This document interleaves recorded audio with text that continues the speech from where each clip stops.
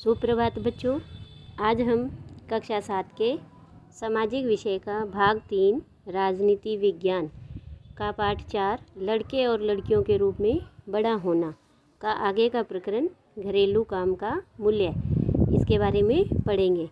लेकिन इससे पहले हमने ये देखा था कि कैसे लड़के और लड़कियों के रूप में बड़े होते हैं बच्चे।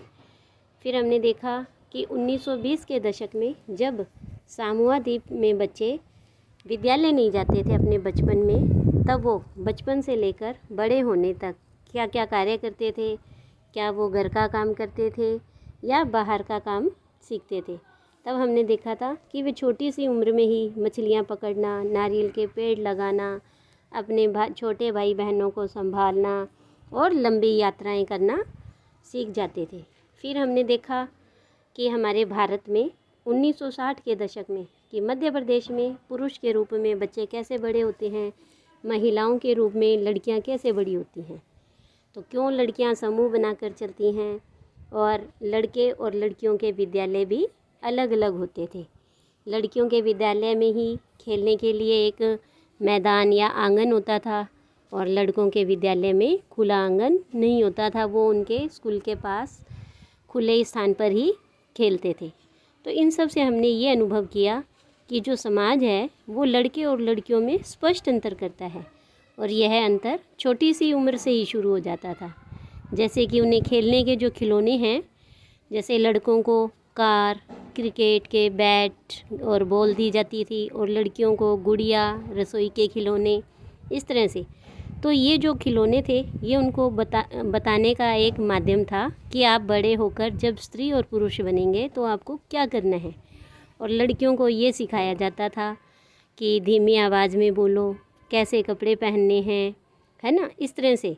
तो इन सब का जो असर है वो हमारे पढ़ने के विषय पर, हमारे व्यवसाय चुनने के ऊपर भी पड़ता था। तो आज हम इसके बाद पढ़ेंगे आगे की कहानी। इसमें देखो, एक बालिका अपनी माँ के साथ बात करती है कि माँ, हम सभी बच्चे स्कूल से भ्रमण पर जा रहे हैं और रोजी मैडम को साथ चलने के लिए किसी बड़े की ज़रूरत है। क्या आप अपने ऑफिस से एक दिन की छुट्टी लेकर हमारे साथ चल सकती हैं? वैसे हरमीत की माँ हमेशा ऐसे समय पर हमारे साथ जाती हैं क्योंकि वे कोई काम नहीं करती हैं। सोनाली, तुम ऐसा कैसे कह सकती हो? तुम जानती हो जसप्रीत आंटी सुबह 5 बजे उठ जाती है और घर भर के सारे काम करती है। हाँ, पर वे कोई काम तो नहीं है ना, ये तो बस घर के काम हैं। ओह, क्या तुम वाकई ऐसे ही सोचती हो? चलो ऐसा करते हैं कि जसप्रीत के घर चलते हैं और उससे पूछते हैं कि वे खुद क्या सोचती हैं। तो इस तरह से वो दोनों उनके घर जाती हैं, श्री सिंह के घर पर चली जाती हैं। तो हर्षचरण, सोनाली सोचती है कि आपकी पत्नी कोई कामकाजी महिला नहीं है। फिर वो हंसने लग जाते हैं। पर आंटी, क्या वाकई ये ठीक नहीं है? मेरी माँ तो घरेलू महिला है, कोई काम कहाँ करती है। तो जसप्रीत, यदि ऐसा है तो तुम कुछ आराम क्यों नहीं करती और एक बार ज़रा इन्हें ही सब कुछ खुद करने दो। क्या बात है, ठीक, मैं कल हड़ताल पर चली जाती हूँ। वाह, कितना मज़ा आएगा, कल हम पापा के साथ मिलकर सारा काम संभालेंगे। बच्चे तो खुशी होते हैं। फिर उसके बाद देखो, अगली सुबह 7:30 बजे। हे भगवान, समय तो देखो, मेरा नाश्ता कहाँ है और बच्चे अभी तक तैयार क्यों नहीं हुए। तब वो क्या कहती है कि मैं क्या जानूँ, याद है ना, मैं तो हड़ताल पर हूँ, है ना। तो आज तो मंगला ने छुट्टी भी ले रखी है, यानी जो उनके काम वाली है उन्होंने भी छुट्टी ले रखी है। ओहो, यह तो स्कूल बस थी, अब तो मुझे बच्चों को कार से ही स्कूल छोड़ना पड़ेगा। जल्दी करो जल्दी, और हरमीत को कहो कि वह पंप का स्विच ऑन करे। तो देखा, अभी तो शुरुआत ही हुई है। लेकिन बच्चों के लंच बॉक्स का क्या होगा? अरे, यह भी उसके बारे में भूल जाओ। मैं तुम्हें कुछ पैसे दे दूँगा, तुम कैंटीन से कुछ खरीद लेना और माँ ने इसके लिए पहले ही पैसे दे दिए हैं। और ऐसे परिवार में बच्चे बात कर रहे थे। और शाम को 6 बजे जब बेल बजती है, मैं तो बिल्कुल थक चुका हूँ, कुछ चाय वाय हो जाए। मैं तो भूल ही गया था कि तुम तो हड़ताल पर हो, मैं खुद ही कुछ बनाता हूँ। तो देखो पूरा घर तो देखो जैसे कि यहाँ बिल्कुल या कितना तूफ़ान मचा हुआ है। देखो सारा घर है वो बिखरा पड़ा है। तुम क्या सोचते हो कि सुबह तुमने घर को जैसी हालात में छोड़ा था वह वैसे ही हालात में दिन भर रहेगा? हरमीत कमबख्त चाय की पत्तियाँ कहाँ रखी हुई है? वो हंसने लगती है। क्या अभी भी वे सोचते हैं कि मैं काम नहीं करती हूँ? और अभी तो मैं उन्हें याद दिलाऊंगी कि चाचा जी और चाची जी रात के खाने पर आने वाले हैं। तो देखो है ना, मुझे भी खुद को भी कैसा महसूस हो रहा है। तो अधिकांश समाजों में, जिनमें हमारा समाज भी सम्मिलित है, पुरुष और स्त्रियों की भूमिकाओं और उनके काम को महत्व नहीं देते या उन्हें फिर एक समान नहीं समझा जाता। तो पुरुषों और स्त्रियों की हैसियत एक जैसी नहीं होती। आओ देखें कि पुरुषों और स्त्रियों के द्वारा किए जाने वाले कामों में यह असमानता कैसे है। तो देखो इसके आगे देखते हैं हम कि घरेलू काम का मूल्य। कि हरमीत के परिवार को नहीं लगता था कि जसप्रीत घर का जो काम करती थी वह वास्तव में काम था। उसके परिवार में ऐसी भावना का होना कोई निराली बात नहीं थी। सारी दुनिया में घर के काम की मुख्य जिम्मेदारी स्त्रियों की होती है, जैसे देखभाल संबंधी कार्य, परिवार का ध्यान रखना, विशेषकर बच्चे, बुजुर्ग और बीमार का। फिर भी जैसा हमने देखा, घर के अंदर किए जाने वाले कार्यों को महत्वपूर्ण नहीं समझा जाता। मान लिया जाता है कि वे तो स्त्रियों के स्वाभाविक कार्य हैं, इसीलिए उनके लिए पैसा देने की कोई ज़रूरत नहीं है। समाज इन कार्यों को अधिक महत्व नहीं देता है।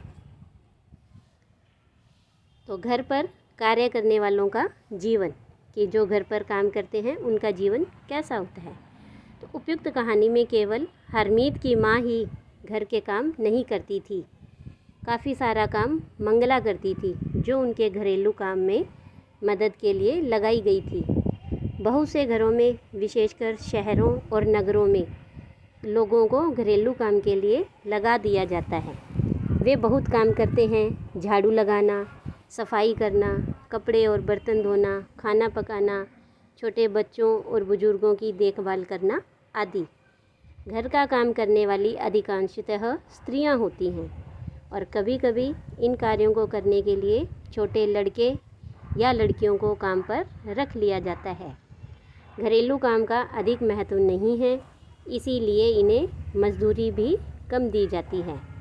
घरेलू काम करने वालों का दिन सुबह 5 बजे से शुरू होकर देर रात 12 बजे तक भी चलता है। जी तोड़ मेहनत करने के बावजूद प्रायः उन्हें नौकरी पर रखने वाले उनसे सम्मानजनक व्यवहार नहीं करते। दिल्ली में घरेलू काम करने वाली एक स्त्री मेलानी ने अपने अनुभव के बारे में कुछ इस तरह से बताया। वो हम अभी पढ़ेंगे, लेकिन इससे पहले देखिए कि यहाँ एक प्रश्न लिखा हुआ है कि क्या हरमीत और सोनाली का ये कहना सही था कि हरमीत की माँ काम नहीं करती। तो देखो कि हरमीत की माँ काम नहीं करती, ये कहना बिल्कुल ही सही नहीं था, क्योंकि हरमीत की माँ घर का सारा काम करती थी। वह सिर्फ बाहर का काम करके पैसा नहीं कमा पाती थी, लेकिन जितना भी घरेलू काम था, घर का काम वो हरमीत की माँ ही करती थी और घर की सारी जिम्मेदारी उसी की थी। तो दूसरा प्रश्न एक और है नीचे कि क्या आप सोचते हैं कि अगर आपकी माँ या वे लोग जो घर के काम में लगे हैं एक दिन के हड़ताल पर चले जाएं तो क्या होगा। देखो अभी हमने पढ़ा था, है ना, कि कैसे सारा घर है वो उथल पुथल हो गया, घर का सारा काम रुक गया, है ना। अगर माँ ने नहीं किया तो किसने किया, पिताजी को करना पड़ा, और जो कि उनको बिल्कुल भी नहीं करना आता था, जैसे खाना बनाना, कपड़े धोना, इस तरह से घरेलू काम पिताजी को नहीं आते थे। और फिर क्या हुआ था कि उनको खाना तो बनाना ही नहीं आया, फिर उन्होंने बच्चों को पैसे दिए और उन्हें होटल का खाना खाना पड़ा, है ना। तो इससे काफ़ी सारी परेशानी होती है। इसके बाद देखिए कि मैनाली ने क्या बताया अपने अनुभव के बारे में, कि मेरी पहली नौकरी एक अमीर परिवार में लगी थी जो कि 3 मंजिले भवन में रहता था। मेम साहब अजीब महिला थी जो हर काम करवाने के लिए चिल्लाती रहती थी। मेरा काम रसोई का था, दूसरी 2 लड़कियां सफाई का काम करती थी। हमारा दिन सुबह 5 बजे शुरू होता। नाश्ते में हमें 1 प्याला चाय और 2 रूखी रोटियां मिलती थी। हमें तीसरी रोटी कभी नहीं मिली। शाम के समय जब मैं खाना पकाती थी, दोनों लड़कियां मुझसे 1 और रोटी की मांगती रहती थी। मैं चुपके से उन्हें 1 रोटी दे देती थी और ख़ुद भी 1 रोटी ले लेती थी। हमें दिन भर काम करने के बाद बड़ी भूख लगती थी। हम घर में चप्पल नहीं पहन सकते थे।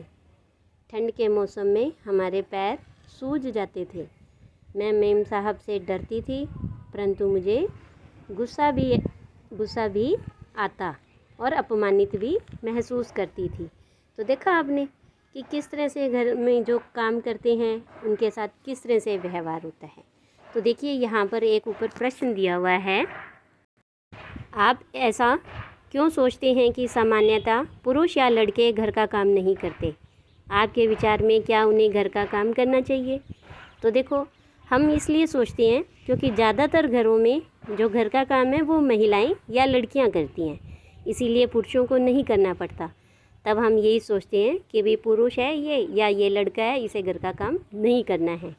लेकिन हमारे विचार से उन्हें घर का काम करना चाहिए, क्योंकि मानो अगर महिला या वो लड़की बीमार हो जाती है या वो कहीं बाहर चली जाती है, तो ऐसी स्थिति में पुरुषों को या लड़कों को घर का काम करना चाहिए। या फिर ये भी हो सकता है, मान लो कि घर पर कोई मेहमान आ जाए, ये तो क्या होता है, मेहमान आने से काम तो बढ़ता ही है, तो तब वो पुरुष उन महिलाओं की या उन बच्चों की मदद कर सकते हैं। तो इसलिए हमारे हिसाब से, हमारे विचार से उन्हें घर का काम करना चाहिए। तो देखो, ये मैनाली ने बताया था कि वो कैसा महसूस कर रही थी। तो क्या हम दिन भर काम नहीं करते थे? क्या हम कुछ सम्मानजनक व्यवहार के योग्य नहीं थे? तो वास्तव में जिसे हम घरेलू काम कहते हैं उसमें अनेक कार्य सम्मिलित रहते हैं। इनमें से कुछ कामों में बहुत शारीरिक श्रम की आवश्यकता होती है, यानी बहुत मेहनत करनी पड़ती है। ग्रामीण और शहरी क्षेत्रों में औरतों और लड़कियों को दूर दूर से पानी भी लाना पड़ता है। ग्रामीण क्षेत्रों में स्त्रियों और लड़कियों को जलाऊ लकड़ी के भारी गट्ठर सिर पर ढोने पड़ते हैं। कपड़े धोने, सफाई करने, झाड़ू लगाने और वज़न उठाने के कामों में झुकने, उठाने और सामान लेकर चलने की ज़रूरत होती है।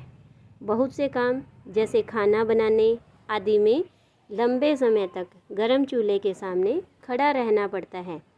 स्त्रियां जो काम करती हैं वह भारी और थकाने वाला शारीरिक काम होता है, जबकि हम आमतौर पर सोचते हैं कि पुरुष ही ऐसा काम करते हैं, यानी कि सिर्फ पुरुष ही शारीरिक मेहनत का कार्य नहीं करते, महिलाएं भी करती हैं।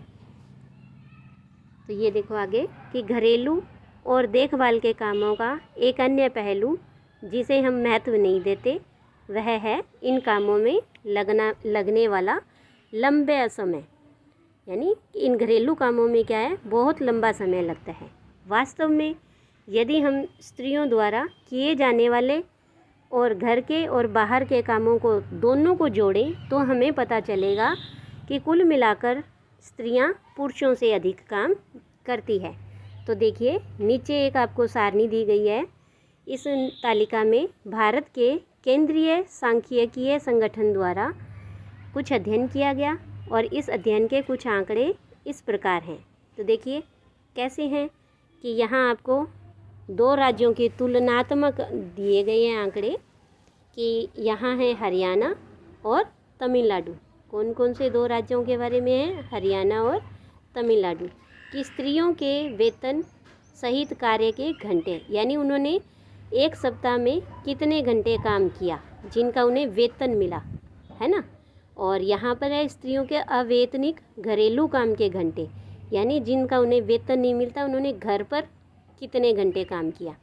तो देखो इस तरह से हरियाणा के अगर हम स्त्रियों के टोटल हम इनका जोड़ें तो उन्होंने काम किया 53 घंटे। कितने? 53। और तमिलनाडु में स्त्रियों के वेतन सहित कार्य के घंटे हैं 19 और अवेतनिक घंटे हैं उनके 35। तो इस तरह से हो गए ये 54 घंटे।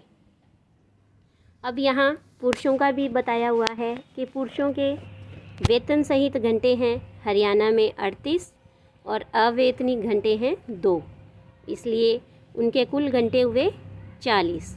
कहाँ पर? हरियाणा में। और तमिलनाडु के देखिए वेतन सहित उनके घंटे हैं 40 और अवेतनिक है 4। इस तरह से तमिलनाडु के पुरुषों के कुल काम करने के घंटे हुए 44। तो अब देखो आप कि हरियाणा और तमिलनाडु राज्य में जो स्त्रियां हैं वो कितने घंटे काम करती हैं प्रति सप्ताह, यानी एक सप्ताह में उन्होंने कितने घंटे काम किया। तो हरियाणा में महिलाओं ने किया 53 और पुरुषों ने किया 40। तो अब बताओ महिला ने काम ज़्यादा किया या पुरुष ने, है ना। तो महिलाओं का ही हुआ 13 घंटे अधिक कार्य किया। और तमिलनाडु में देखो महिलाओं ने किया 54 घंटे और पुरुषों ने किया 44। तो किसका ज़्यादा हुआ? महिलाओं का 10 घंटे ज़्यादा काम हुआ उनका। फिर भी हम क्या सोचते हैं कि महिलाएं क्या काम करती है ना। तो इसलिए ऐसा नहीं है। तो महिलाएं हैं वो पुरुषों से अधिक काम करती हैं। आज के लिए इतना ही। धन्यवाद।